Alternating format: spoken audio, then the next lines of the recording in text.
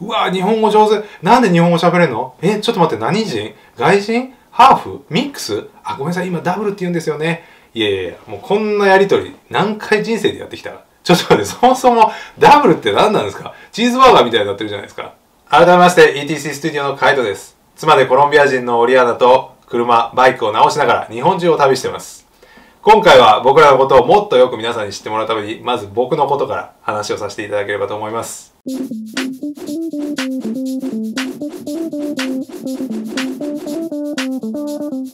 実は僕、カナダと日本のハーフです。ハーフで日本で生きていくといろんな経験をします。もちろんいい経験もあれば悪い経験もあります。そんないろんな経験を皆さんにこの動画を通してお伝えして、そして最後に僕からのメッセージをまとめてですね、皆さんにお伝えしたいと思います。ですので最後までこの動画をどうぞご覧になってください。動画を気に入っていただいた方、ぜひグッドボタンまたチャンネル登録よろしくお願いします。それでは始めていきましょう。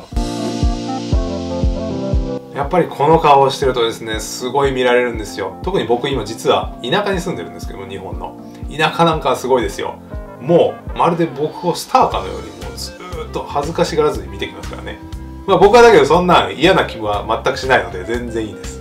しかもすごい面白いことに、日本人って結構シャイだったりしますけども、もう全然そんなことがなくて、僕に対してはですよ、もう手振られたりですね、ヘローとか言われたりですね、もうすごいなんかフレンドリーに接してくれるっていう、すごい面白いことが起きます。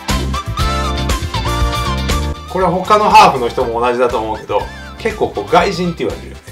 遠くからもそうなんだけど、聞こえてくるんだね。特に子供なんかは言ってくるね。あ、外人がいるみたいな。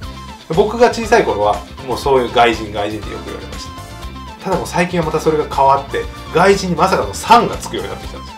外人さんってもうどんなリスペクトの仕方なのかっていうね。これ全然僕は気にしないんでいいんですけど、面白いですね。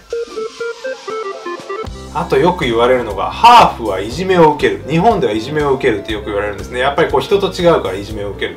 僕は運が良かったのか、また気づいてないだけなのかもしれないですけど、いじめは受けた経験はないです。ただもしハーフでいじめを受けたり、そういった経験をしている方がいたら、この動画最後まで見てください。僕からのメッセージがあります。最近になって気になり始めたことなんですけれども、僕の伝えようとしていることが相手に伝わってないんじゃないかなってことが最近すごくあります。どういうことかっていうと、僕の顔で日本語を喋ると、もう相手の中で、あれこの人なんで日本語喋ってるんだろうっていうことがもうずーっと頭の中でもう混乱してるんでしょうね。そのせいで僕が言いたいことが全く相手に伝わってない雰囲気が伝わってきます。こっちに皆さん伝わってますよ。それが気をつけてくださいね。あと多いのが、英語で何か言ってみてってことです。これ何を意図してるのか全く僕わからないんですけど、僕が英語喋れるかどうかっていうのを試してるってことですから。ちなみに僕が何か英語で言ったところで返ってくる反応っていうのがもう絶対決まってて、おーって終わるんですよ。いやもう本当に何のために聞いてるのっていう。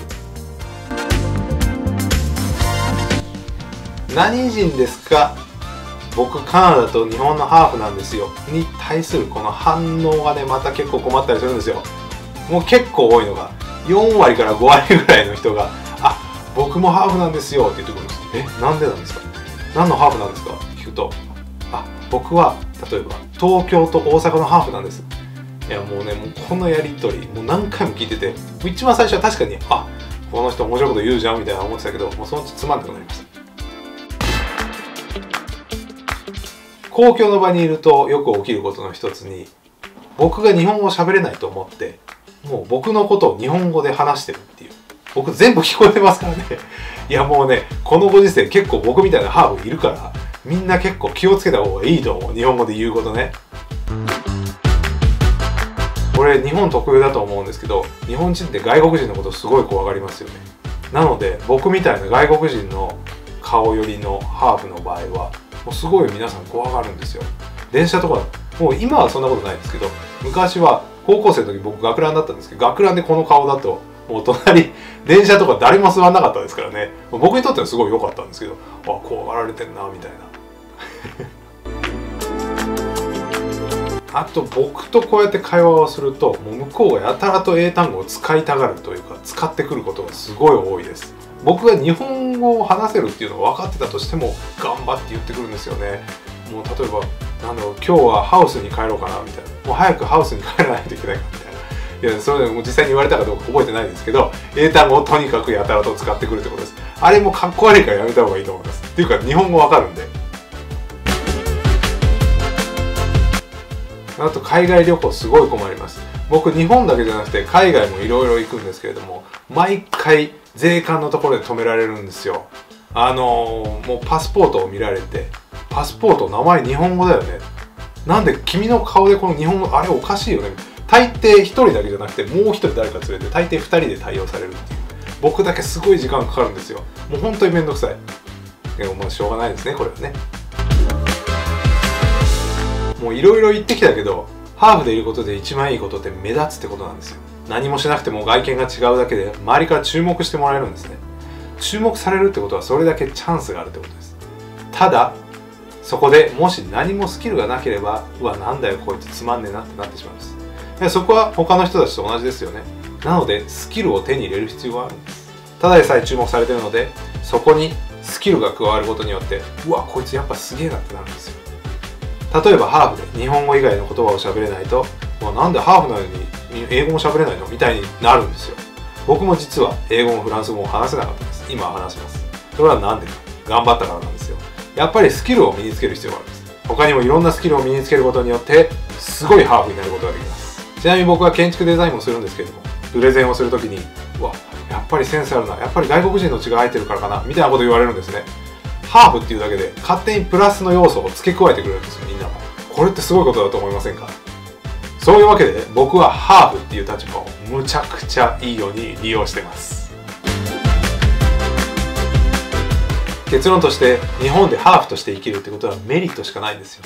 ただこの動画を通して僕が伝えたかったことは、僕がハーフだっていうことでも、ハーフはメリットがあるよってことでもないんです。一番に伝えたかったこと、それは人と違うってことは素晴らしいことだってことです。例えばゲイとかレズビアンとかマイノリティって呼ばれてる人、そういう人たちは他の人とは違うわけですよね。他の人と違うっていうのはそれだけ個性がある。個性とは何か、それは人生を豊かにする要素なんです。個性がなければ人生はつまらなくなります。個性があるからこそ人生が楽しくなるんです。個性があるからこそ人との出会いが楽しくなるんです。だから旅が面白いんですよ。